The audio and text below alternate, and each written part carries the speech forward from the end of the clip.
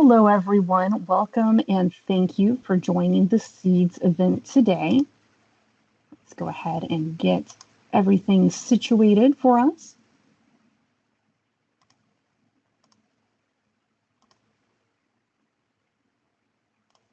All right.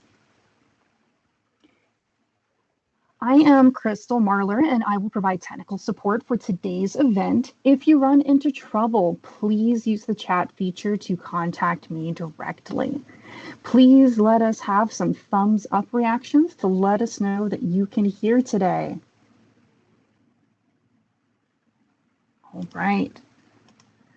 Before we get started, let's go over just a few housekeeping notes. Today's event is being recorded. Please note that your microphone was muted by default when you logged in. However, you are encouraged to type in the comments. As we go along and questions into the chat. All questions asked will be answered at the end of the event.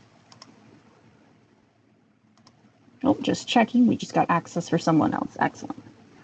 Live captioning is also enabled in Teams. You can click the More Actions button, which is the 3 dots at the top of the screen. Then click on Language and Speech, select Turn on Live Captions, select English, and click on Confirm. Finally, your feedback is very important to us. At the conclusion of today's event, a link to a brief survey will appear. We would really love to hear what you think so we can continue to improve and update this series. At this time, I'd like you to welcome us in introducing our speaker, Mr. Jonathan Stoops, Learning Implementation Management Officer, Learning and Development Division. Mr. Stoops, we are honored that you are with us today, and the floor is yours. All right, thank you, Crystal. I appreciate it. Folks, I'm super excited to be with you for this seed session. It's been a while since I did the Atomic Habits session several months ago. But if you don't know me, my name is Jonathan Stoops. As Crystal said, I'm a Learning Management Officer here with the Learning and Development Division within HCS. This is my 15th year. Well, I'm almost to my 15th year here with the VBA. Spent 8 of those years as a supervisor, both in Waco and Seattle. And prior to that, rated claims. And yeah, I've also been an educator, taught at the high school level and at the collegiate level, including on leadership development. So this is an exciting topic for me, really fun. As with all the trainings we do, you get out what you put in, right? So if you've got a notebook or piece of paper to take notes or a separate window open where you can jot down some notes, I would appreciate it, and really appreciate the engagement. This new Seeds format will have some opportunities for follow-up sessions for those of you who want to dive deeper into this, and I'll be excited to see that. So without further ado, let's get rolling. Our objectives today, as with any VBA training, we have to have our objectives. We want to discover the nature of influence, both in formal and informal leadership roles. We want to develop that skill set for each of you to grow your influence. And we're going to do that by exploring 6 steps specifically that research has identified as this is the integral, right? This is the way we get it done. But before we get to that, let's talk about what is influence. If you guys wouldn't mind, drop in the chat, or if you're doing the notes thing on the side, how would you define influence? What is influence? So Crystal, if you want to hit that next slide.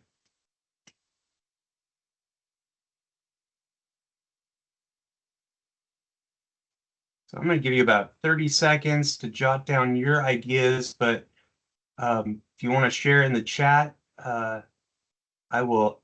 Oh, and I just realized that I've also skipped a stage. So we're going to go 2 things here. We're going to, one, I need to introduce my counterpart and my peer who is responsible for this phenomenal seed series, and that's Miss Nafi Abdullahi.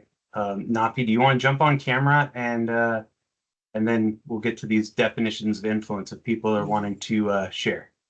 Yes. Hi, everyone. So yeah, I see a lot of comments: ability to change minds, charisma, impact to others, being able to get along with others on your side, ability to have to convince. I like that. Ability to lead and also follow. Feelings that you get that makes you want to do it even more. Yes, I agree. Communicating is a group of influence. So yeah, a lot of similar things that you'll see in the definition. Ability to teach and affect others, absolutely. Have a positive impact on others. I agree with that 100%, Olivia. So yeah, pretty similar. Yeah, that's great. I think it's common for us in the workplace, especially when we work in a large bureaucracy, a lot of moving pieces and a lot of people, that we tend to start to think of influence as something big, something that we don't really have any control over, and we often attribute it to something like charisma or power, authority, and in reality, it's not. You guys have nailed it with several of those options. But Crystal, if you click for me, the definition we have here is the capacity to have an effect on the character development, attitude, or behavior of someone or something. So we all have that capacity, and we're going to talk about what that looks like and how we grow it moving forward. Now, I didn't want to teach on spheres of influence today. That's not part of our topic, but I do want to touch on it briefly. So this next slide is an image of the sphere of influence, right? And this is a data-driven model that's been used for quite some time. And so you may have seen it before, but it's the idea that influence, really, there's multiple levels. And your sphere of influence, there's this inner level. It's what you control, right? The things that you directly dictate, that you have control over, whether or not you're going to get up in the morning, whether or not you're going to eat breakfast. These are things you control. You influence what happens there. Then there's this next ring of influence that's it, right? This is where you have a connection to things. You have the potential to indirectly make a difference, to make a change, right? With the choices you make, the statements you make, the work you do, it can have positive or negative impact because those things are there within your sphere of influence. Now, there's an outer ring there that's concern. And we just take a moment, all of us being federal employees in a space that's fraught with change and uncertainty. And it can be easy to get caught up in these things that fall into this outer sphere, this area of concern. I would encourage you to eliminate that, right? Let's if we're going to grow our influence, we need to not focus on those things that are falling outside our sphere of influence and into that area of concern. We need to be aware of those things. We need to know what's going on in the world in a larger scope, but that's not what you have influence over. And if we're going to focus on progress and growing influence, we really need to focus on those things we can control. And that's emotionally freeing for us if we can take a moment to set aside what's outside there that's of concern, but not really within our scope, and allow us to move forward. Now, this next slide, we're going to talk about leadership and influence. So, traditional authority, top-down structure. I mentioned that I've been a supervisor in the VBA for 8 years prior to transitioning into this role. Typical authority is hierarchical, right? You're the boss, so you dictate what happens because I said so. And if I report to this person, there's a chain of command and we report. Influence is a different idea. You don't need to be the boss to have an impact. And that's the model on the right. You have peers to your right and to your left. We're returning to the office, so you're going to have folks sitting in the cubicle in front of you, cubicle behind you. And those people, their day-to-day lives and their ability to do their jobs is impacted by you, your presence, the things you say, the things you do, what you demonstrate in the workplace. And so what we want to explore is how we become that positive force of change in that model on the right. And there's a wonderful statement from Kenneth Blanchard about the power of influence. And so if you click that next piece there, the key to successful leadership is influence, not authority. Okay? Having a role or responsibility doesn't give you influence. It's not automatic. Just because you're the boss doesn't mean people trust you or that you're credible. It doesn't mean that you're good at your job, but you can be of significant influence without that formal authority. So we're going to move on here. I have a short video to get us started into this topic. Hopefully you guys are Simon Sinek fans. I certainly am, but yeah, we're going to play this quick clip.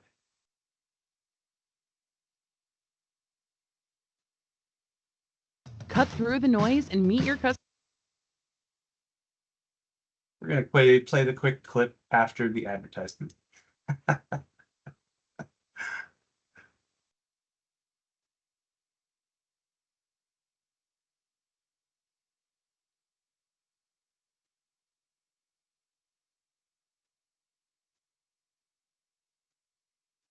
Stuff. It's wonderful. Thank you very much. But I'm not CEO. How do I change the organization when I'm not in charge? Where there's like 4 levels up above me? What am I supposed to do? And the answer is, of course, you can't change behaviors of somebody you have no contact with, even if people you do have contact with. No number of anonymously sent books to senior executives is going to change the way they lead. Although I encourage you to keep trying. And the reality is you take responsibility for the environment you can control. Influenced over 7 people. People to the left, people to the right. Even the boss above you, they're still a human. And even if they're difficult, let's have empathy. Maybe they're difficult because we don't understand the pressure upon them. We just work to create this little pocket of magic. What you tend to find is when you have well-led teams, those teams outperform all the other teams. And so senior leadership either leaves you alone, or they at least are curious and like, what are you doing? Or somebody from the team will eventually get promoted out to another team and bring all the lessons and lead that team the same way. And then you have 2 magic teams. And then somebody there gets promoted and you have 4 magic teams. And you have 8 magic teams. And then the CEO moves on and retires. And before you know it, the tail wags the dog. Having a top leader who understands this stuff just isn't. But it doesn't mean it's the only way. We have to remember, power always belongs to the people. That's why dictators fear people and have fake elections, because pure power is derived from. But dictators fear the people, which is why you can't get close to a dictator's house. You have to stay 3 miles away and the armies shoot to kill, right? The people always have the power, always.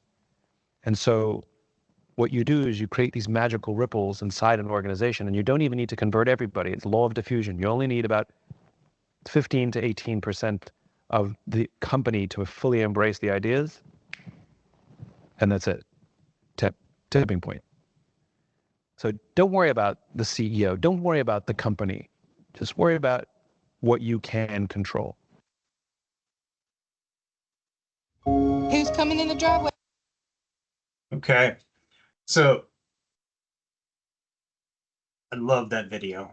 I love that video because 1, worry about what you can control, but 2, get to that 15 to 18% of your organization that's looking to make a powerful, positive change, right? And I mean, that's why I transitioned into the role that I'm in. I had this ability to make change as a rater, to influence others and at least be a positive team member, to encourage others, to engage others, to instruct others. But it was just one small piece. And I transitioned into supervision. I saw my opportunity to come here in learning development as this way to get to that 15 to 18% where we can really make a difference and impact change. So, we don't have to start from ground zero. Forbes did a wonderful article, and Crystal, if you hit the next slide there, where they talked about Customers where they're. There we go. Where they talked about signs that you might be an accidental influencer, right? That you're being of influence without even knowing it. And I love this slide because it basically says you're probably not starting from ground zero. You have influence already that you may not even know. And these were the 6 indicators that you're having an impact or an influence. 1 is you're an effective communicator. 2, you might be selective or judicial about what information you share, right?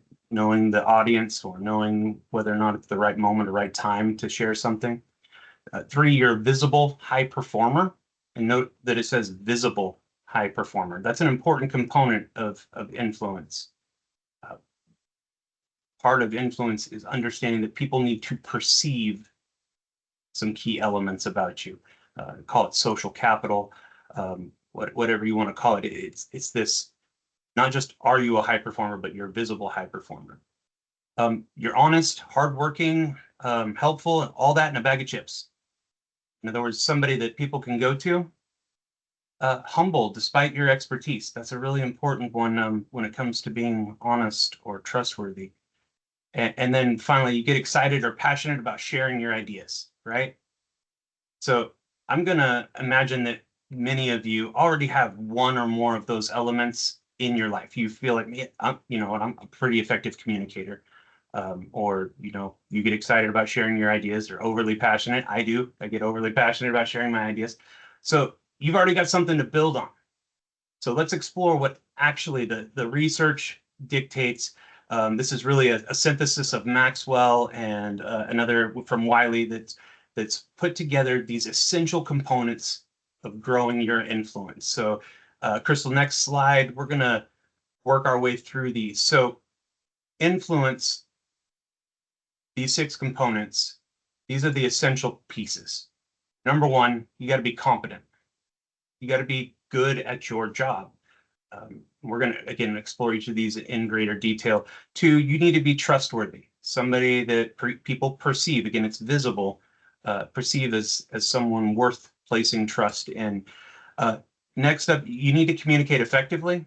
Maybe you're doing that one accidentally, you're already there, or you're working on it. We're going to explore what that looks like. 4, you're goal-oriented. This one's an important one. 5, personable. Again, we're going to explore it in greater depth, but are you someone that people connect with and can build a relationship? And then finally, this one, are you confident? That concept of executive presence or that perceived power, do you have that confidence? So we're going to dive into each of these. Let's start off with developing our competence. So in the workplace, you need to strive to be the best at what you do. That should be your first primary focus, right? Again, it needs to be visible to others. So I know if you've got stats in your specific position, you're out in the field working on claims processing, you're rating cases, but not everybody's going to see your performance metrics week in, week out. But are you acknowledged as a subject matter expert or somebody that others can go to and ask questions? If you are, that performance becomes visible, right? As we work on this, developing that competence, you need to embrace opportunities to learn and grow. So pursue those opportunities. You're in this session, so I imagine you're already one of those people who's looking for opportunities to get better at what you do, to be a better employee. And finally, to be authentic in that competence. Don't claim knowledge you don't have, right? We perceive people as competent. That doesn't mean that we perceive them as perfect or having all the answers. There's a really good study, one of the most influential data-driven studies that's been done on this topic. It's called the CAL. It's the characteristics of admired leaders. If you've been in my course on the 5 practices of exemplary leaders, you may recognize that study. But over 40 years, they've been administering this survey to employees and leaders around the world. And there are 4 components that are characteristics of those leaders that show up over and over and over again. And competence is number 1 and has been for 40 years. Competence matters, right? If you are, it's the idea of source credibility. If you're evaluating someone, whether or not they're going to be your doctor or your lawyer, your pastor, or the news anchor that you're willing to listen to, the first factor you're going to look at is, are they competent? Can they do their job? So think of that internally for you, reflectively. What do I need to do to be competent in my job? Right? That's the first element. All right. Next element we're going to look at is trustworthy. And this one's tough. So tough in the sense that I think a lot of folks are trustworthy. A lot of folks are honest, but how do we make that trustworthiness visible to others? And if you've got ideas, drop them in the chat, right? This is one of the topics that I think we'll explore in the weekly sessions if you guys sign up for those follow-up sessions. But, leading by example, that's one way that it's visible. I will say that when you lead by example, if others don't know what you're doing, and if you're not saying, hey, I show up to work on time, and then you lead by example showing up to work on time, they may not acknowledge it or see it, right? We get stuck in our own headspace or our own routines, and it may not be as visible to others. Key element to being trustworthy is meeting and exceeding expectations. If you're not in the leadership role, especially, the first person who's deciding if you're trustworthy is your supervisor. And so that supervisor, if you're there meeting and exceeding expectations, you're already establishing that level of trust, right? You're consistently showing up and checking those boxes and building influence because that supervisor sees that success. Anybody have a way that you feel like this can be done visibly that you'd be willing to drop into the chat?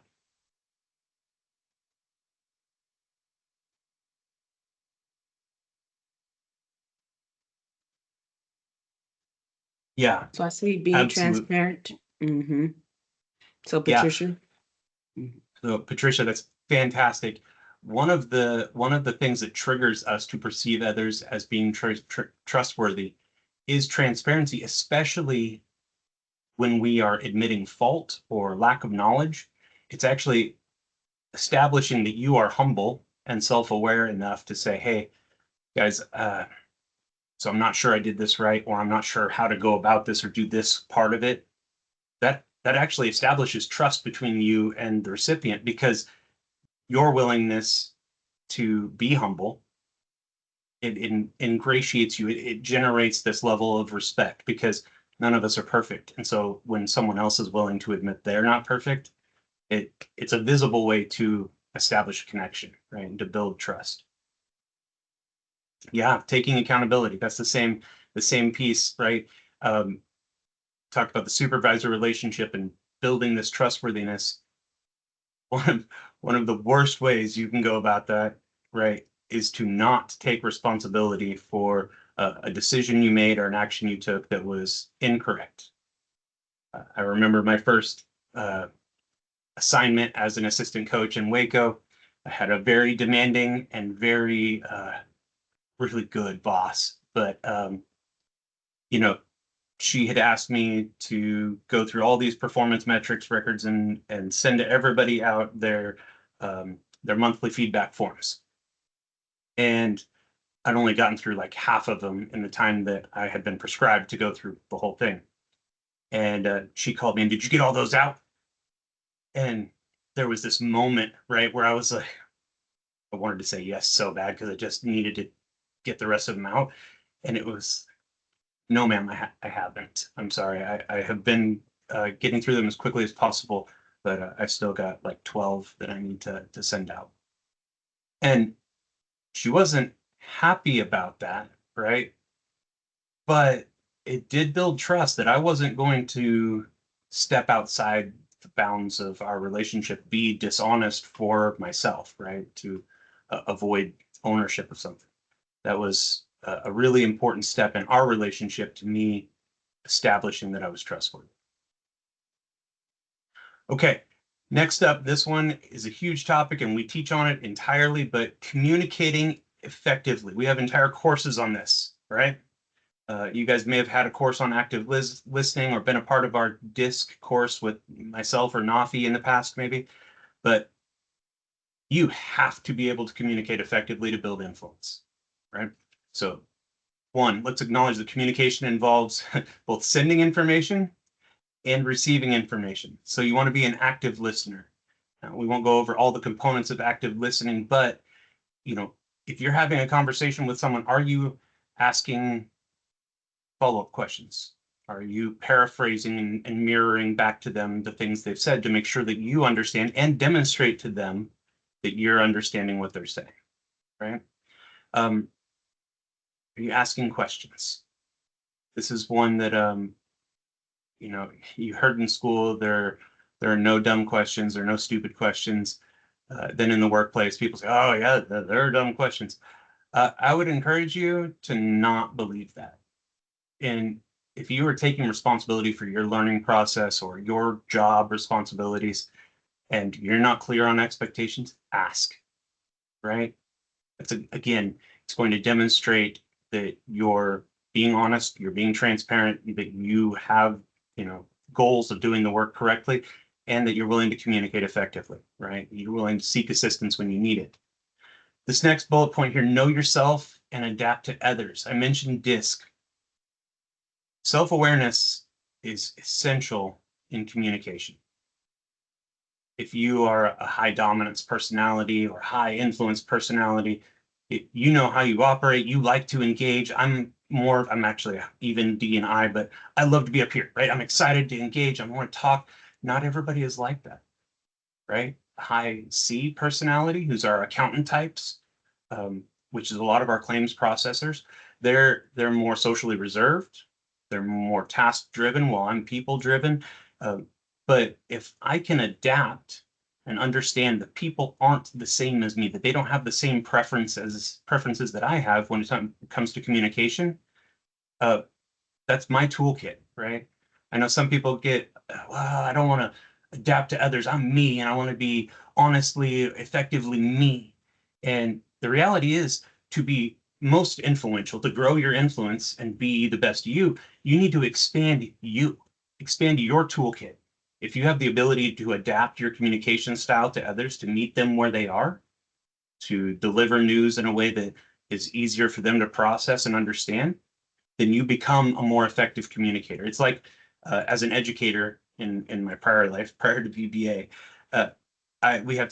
we taught students, right? I was a high school teacher and then a collegiate teacher, and it's integral in instruction in the classroom to differentiate education for different types of learners. Some of that is communication style, some of that is they're more tactile or kinetic or, you know, but kinesthetic, but you know, people are different and you need to acknowledge that. And if you can find ways to meet people in the middle or adapt to their needs, you become a better communicator. And then one final point, prepare for important conversations. We teach a crucial conversations class where we work with folks on handling those big discussions, whether it's receiving performance feedback or having the confrontational conversation. And I ask people often, if you're going to go into a job interview, do you prepare for it? Everybody always says yes, right? Of course you prepare for that. I take notes. I write down all the questions I think they're going to ask. I say, okay, if you're going to have your annual performance review with your supervisor, do you prepare for it? Have you thought of the questions that may be asked, and do you have appropriate responses? Prepare for communication opportunities. And that comes naturally to some folks, but not to others. Now, we're all going back to the office, and it's going to be unique, right, to be back into these social environments where we're engaging with a lot of folks. What's the most obvious barrier we're going to run into potentially in terms of communicating effectively? I'm going to drop that in the chat. Somebody give me some ideas. What barriers we're going to run into?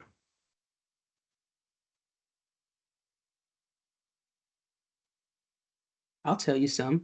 Just adjusting from being at home, the language, yes, like exactly.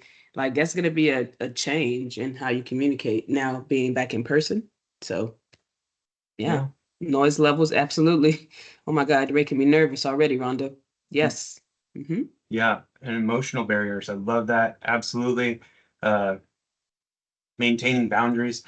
So all of these revolve around something that Nafi mentions, that emotional intelligence, right? And certainly when interactions, circumstances, new environments, new personalities, we all come together, there's that potential for emotional disconnect, or just to put it plainly, we get angry, frustrated, right? And our emotions can be a real barrier to communicating effectively. So this next slide, we're going to share another brief video with you, but just in terms of communicating effectively, what about when we're angry, right? Go ahead, Crystal.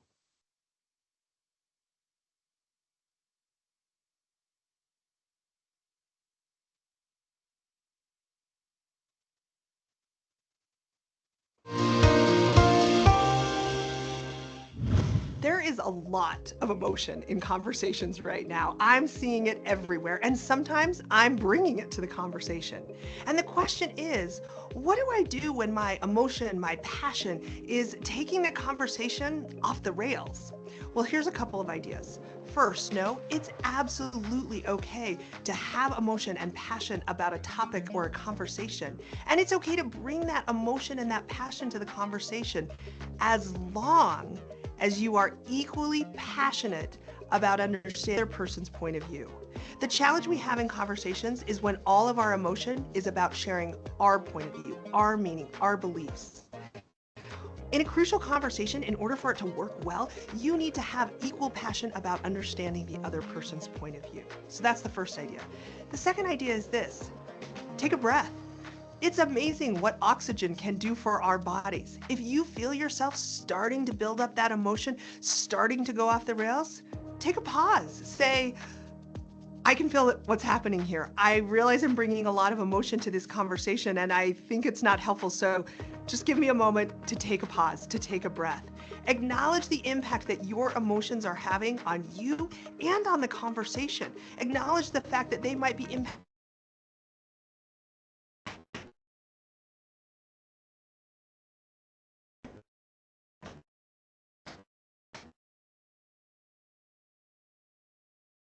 once again, come to the not just with your emotions, but with your needs when it matters most.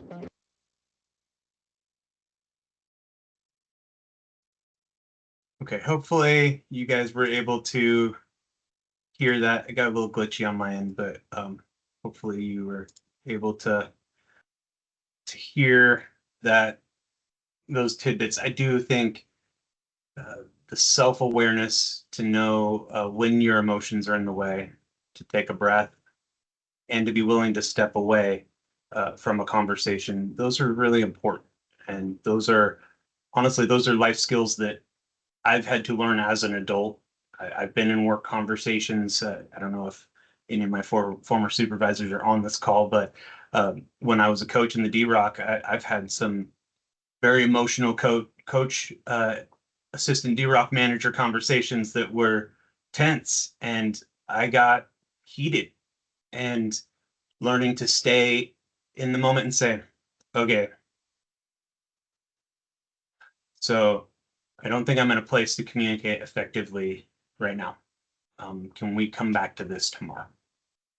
And again, it's a self-awareness piece and a willingness to draw a line, some boundaries where you feel like you might be losing your effectiveness. You're not communicating effectively anymore. So again, communicate effectively. Our next bullet point, our next item here in growing our influence is to be goal-oriented.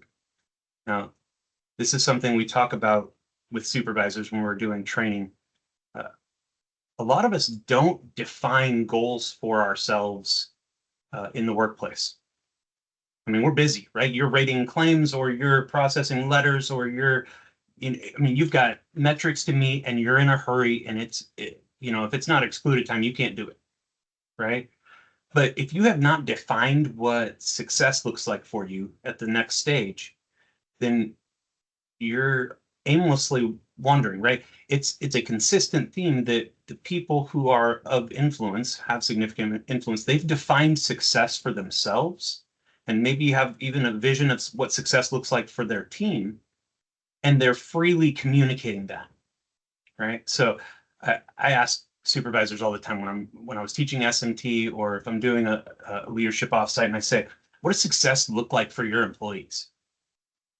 Your claims processors, or your folks, what does success look like? And oftentimes, well, they want to get promoted, or but there's kind of a default. The default is, well, I want to meet my numbers and I want to stay off the radar, right? I want to stay out of trouble. And really, that is a default. If you haven't defined success for yourself, if you haven't defined a vision for success, you need to, right? You've got some scratch paper. We're going to have weekly session follow-ups for folks who sign up, but we need to define what success looks like in our roles so that we're actually then setting some measurable, attainable goals in pursuit of that success, right? And then we share those goals. We document and share our achievements. Again, when it comes to influence, there is a visibility component. You know, you all have the opportunity at the end of the year to write your own self-evaluation and document those things that you accomplish, the things you contributed to and how you contributed to them. And it's important to do that, one, so that others see it, but also so that you are tracking how you're doing in pursuing these goals, right? Actionable goals, but really important to be goal-oriented. Grow influence when others see that in us. All right. Next up, and this one's very important, is to be personable. Okay. Kindness is not weakness. No. We tend to attract leaders who are either highly motivational, like the high I type personalities, or the high D dominance ones that are really push, push, push, right? And being task-oriented is important, but if you've done the DISC class with Nafi or myself, there's a really important number set in there. 69% of the US population are high S people, meaning they're stable, relational, but not necessarily standing up front type folks, right? 69%. 11% are high I people, high influencers, right? The motivational, more charismatic, but again, relational. That's 80% of the US population are not task driven, right? It's not checking all the boxes and getting it done for the sake of the job, getting it done. They're driven by the relationships that they develop. 80%. So we look for people who are personable. We look for people that are willing to build relationships, people who make simple statements that encourage us or empower us, right? People who want to be team players, and they verbalize that. And again, it's an essential part of connecting with our teammates. And again, we're returning to the office. If you remember, post-COVID, it was like we had lost our abilities to interact, to connect. And even right now, in the, you know, with the political climate the way it is, regardless of what side you're on, there's so much antagonism, right? So can you be one of those people who takes a moment and really just demonstrates kindness? They don't perceive that as weakness, but they perceive that as a strength to build relationships, to network with others and connect. Now, you might think that networking, that's a bad word. I can relate if you do. Before I transitioned into leadership, actually even after transitioning into leadership, I thought networking was this facade that you put on, and you went out and tried to impress people, and then maybe, you know, down the road they might give you a job, or, you know, you'd build this reputation with others. And when I really got deeper into the leadership experience, and actually I attended LEAP, our LEAP program for GS 13-14 folks, I started to understand that networking doesn't mean building false relationships. It means building authentic relationships for the greater good. So I have peers in HR and in HR training and in the field, in VBA offices and VSCs and in the DROCs. And those relationships are not about me having some special reputation. It's about creating connections and friendships with people who are really good at their jobs. And with that network, I'm empowered to be better at my job. When I need to do research on what people want to understand or learn or do differently in the ROs, I have people I can connect with and call, right? I have people who can give me, hey, what we really need right now is a class on influence. What we really need right now is a class on time management, right? And here's why. So those networks empower us. So don't see it as a positive. don't see it as a negative, see it as a positive. And it really does drive us. It drives most of us. And I've got another Simon Sinek video that really highlights that. So if you want to play that one for me, Crystal, I appreciate it.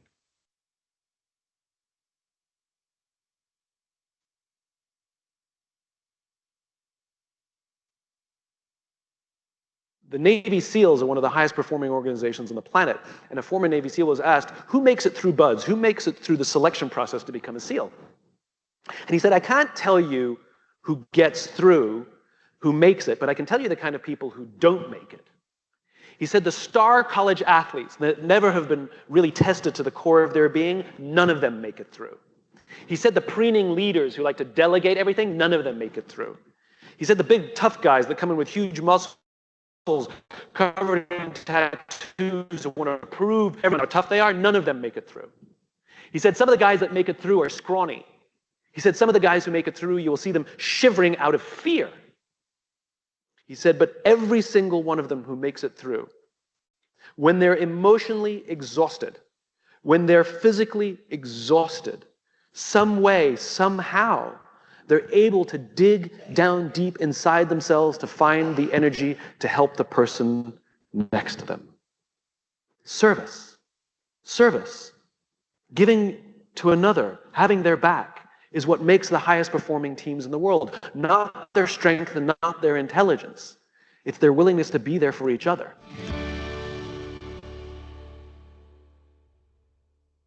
Absolutely love that video. And Simon actually did, like, he spent some time with Navy SEALs researching for some of his writing. And, you know, it's phenomenal. I actually spent some time chatting with my uncle who served in Vietnam. And you hear it all the time, but it was really interesting to talk to him about his experiences in Vietnam, why he did what he did, served more than one tour, and what possibly could have gone through his thought process in that, considering how dangerous it was and how many friends he'd lost. And you know, he outlined the same concepts that Sinek's talking about. It's not about, you know, he didn't have a great leader. In fact, he had some terrible commanders, and or at least in his perception, right? But he had people next to him who were of value and had influence over his life, who spoke into his life. He had relationships with them, and those relationships pushed him to want to serve them, right? It was not some greater good or some authority hierarchical command, but the power of the man next to you in the foxhole, right? And if you can adopt that same kind of service mentality in the workplace, if you're empowering your peers, if you want, you know, start thinking about team goals, even as a frontline employee, thinking about team goals instead of thinking about just your own metrics, you grow your influence. People will acknowledge it. You'll build relationships and connections with those folks, and it will motivate them, and they'll see you. They'll see you as that motivating factor, right? Okay, our final element, and this one can be difficult for folks, but our final element is confidence. So we need to be confident. Now, being confident doesn't mean acting like you have the right answers, but it does mean that when you speak, when you present yourself, you present yourself with confidence, not arrogance. The two are not one and the same, right? Confidence and arrogance are not the same thing. You also listen, right? So you're speaking with confidence, that you believe that your value as a human being is not defined by whether or not you make a mistake or whether or not you're the best in the room at doing a certain job. But you have that confidence that you are a human being of value and you can speak and you have that right to speak, right? Speaking with confidence in different scenarios requires different things. You know, if you're going to go into an interview, I'm sure that's the easy example because we've all been there, that job interview scenario, and you want to come off as someone that they want to hire, right? And we acknowledge internally, we really want to hire somebody who's confident, who's good at their job, who knows the answers, right? So you prepare for that. In the workplace, you may want to prepare in the same way. There are opportunities for you to engage, to be a contributor in some way, shape, or form. And if you can prepare for those opportunities, prepare for those discussions, you have the potential to speak with more confidence. Confidence is also not conflict. Now, when I started as a coach, I had kind of a run of assistant coaches that worked for me. And it was often like, it's almost like a known difficulty transitioning from a frontline employee that's, a member of a team to this initial supervisory role, that they often felt the need to do their jobs, which they translated as asserting authority, and they didn't mean to. Most of the time, I mean, it wasn't like they went out seeking conflict, but they were overly conflict oriented. They would, you didn't hit your numbers yesterday, and that's not acceptable. We really need to get it on track. And now they're trying to build influence. They're trying to build a relationship where that employee acknowledges the value that they're bringing and that they're watching the numbers and that they want them to succeed. But that's not what the employee hears, right? The employee hears conflict. The employee hears that you're upset, that you're angry, right? And so, again, how do you approach that then? How do you approach that conversation and be seen as someone with confidence, but not seen as somebody who's arrogant or who's intentionally initiating conflict? Anybody got tidbits or ideas on that? How do you approach that scenario differently?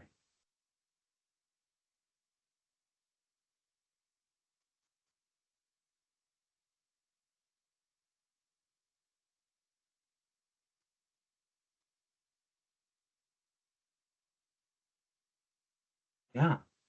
Offer help, ask how the person is doing, right? Ask if they feel like there are barriers to them being their best selves. So and what's funny about those, the things you're throwing there in the chat, you don't need to be a supervisor to ask those questions of your peers. You don't need to be a supervisor to ask someone how they're doing. You don't need to be in a formal authority role to ask them if they need any help with anything, or if there's any areas where they're struggling. But if you're not a supervisor and you ask questions like that and speak into someone's life, they may not want it, and that's okay. We're not going to force ourselves into the situation.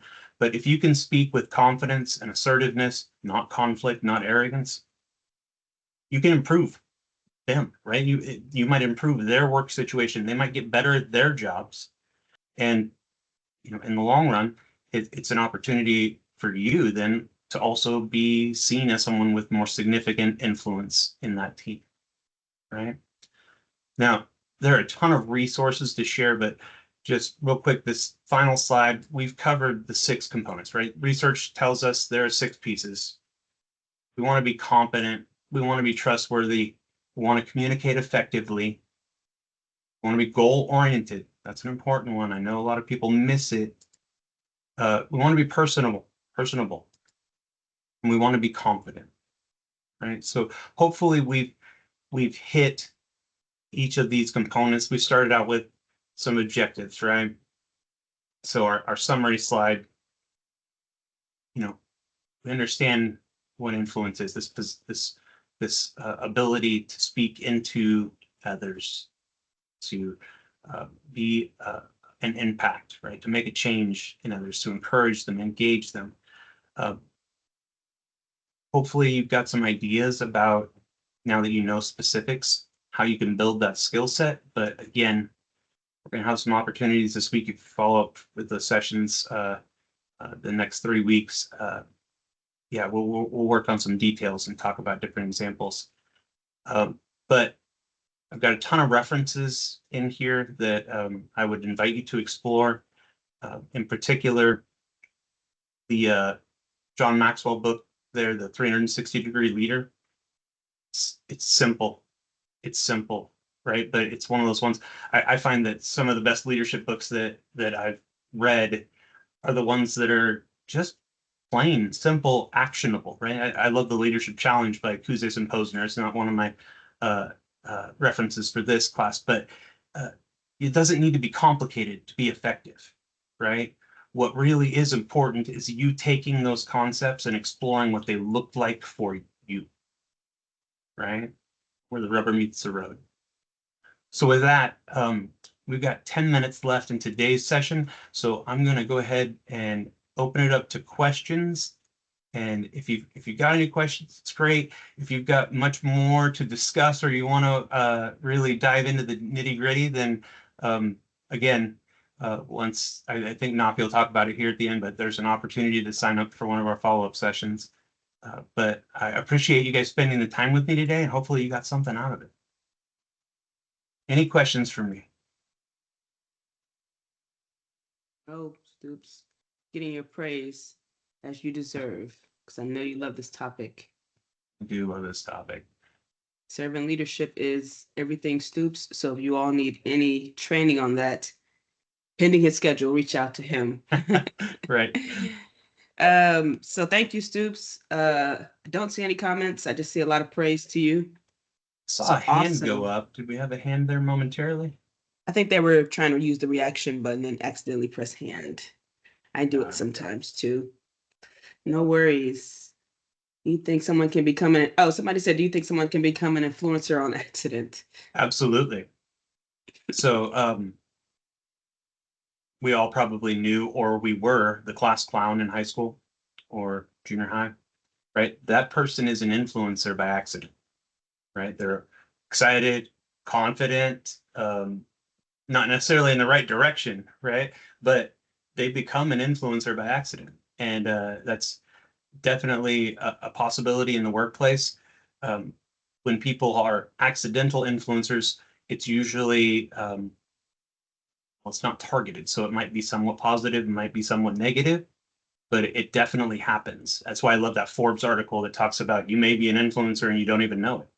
But yeah, it's distinctly possible. I think the key thing though is if you really want to be of significance in terms of your influence and impact, you got to target it, right? So you got to work on those behaviors, and you may be doing them, and people may already see you as somebody who's who has an influence over the team, that you almost dictate people's emotional state sometimes based on what you say and do.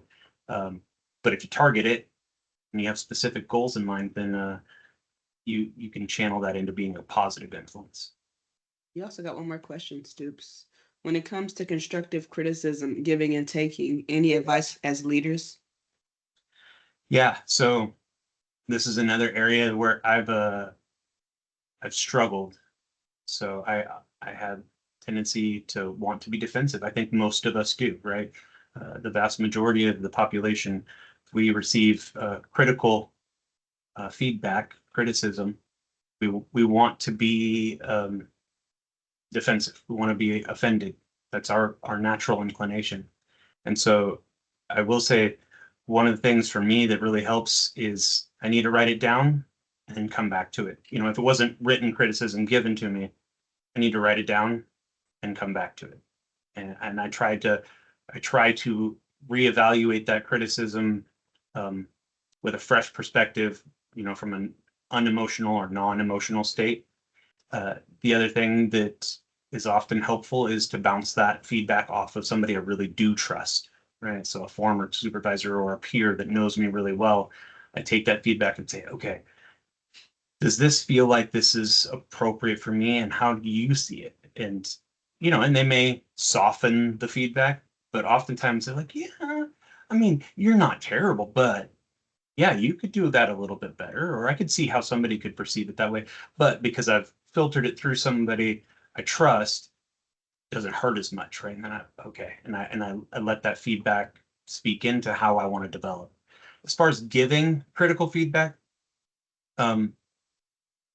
people talk about the sandwich method and all that, and I am a proponent of acknowledging real positives when also delivering some negatives. At the same time, it has to be authentic. So don't sandwich if you don't have positive things to say, right? Don't make something up so that you can also say, hey, we need to do a little bit better. I will say that the most important thing in delivering that critical feedback is to acknowledge the humanity of the other person before delivering the feedback. So you don't know all the details. Always remember empathy, emotional intelligence. Emotional intelligence is the #1 predictor of your success in the workplace.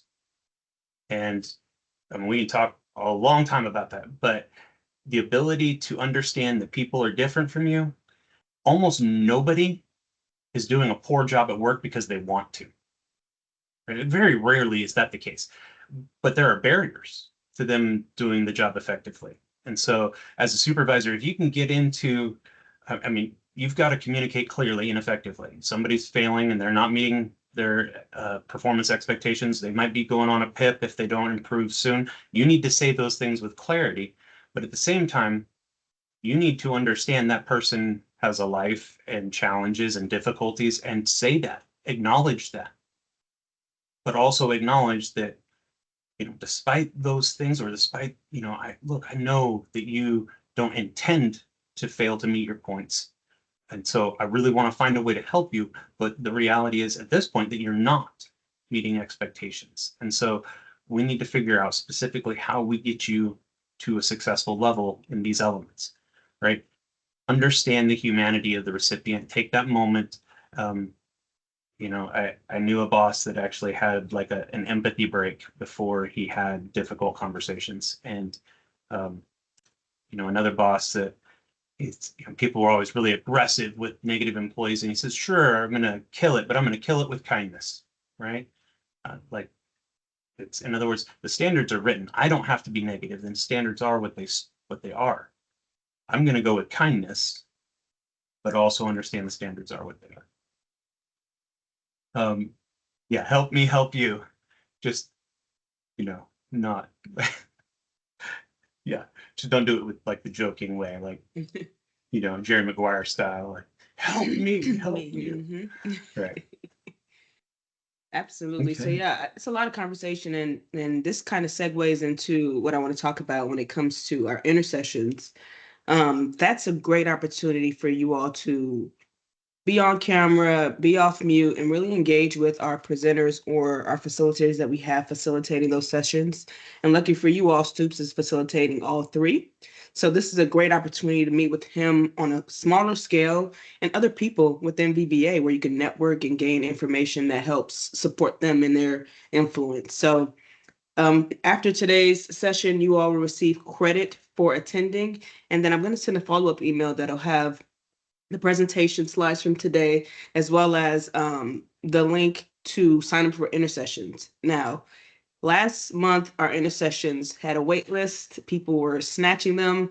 People reaching out to me via IM, which I am open to. So if you're having issues with signing up for an intercession and you know what session you want to join, feel free to send me a message. I can add you via TMS as long as you've completed this virtual live session. And if you weren't able to complete the full at least 30 minutes, you would have to go and watch the recording once we post it on our website, and then it'll be on TMS available for you to self-certify. So again, intercessions are a great opportunity for you to engage and talk with our presenters and just get to know one another. So that information will come out. Thanks again, Stoops, for assisting today in Seeds. Again, we are partners. He is a part of our team. So I'm happy he got some time to spend with you all today. So we will conclude. I will pass it back to Crystal to close us out with the evaluation. Please take that time to fill it out. If there's any topics that you want to see in the future, or especially with our times changing now, please put it inside of that section 9 in the survey. I want to hear from you and know exactly what you want to see in the Seed series. So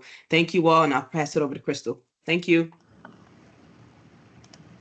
All right. Thank you so much. And thank you, Mr. Stoops, for the excellent presentation. And thank you all for attending.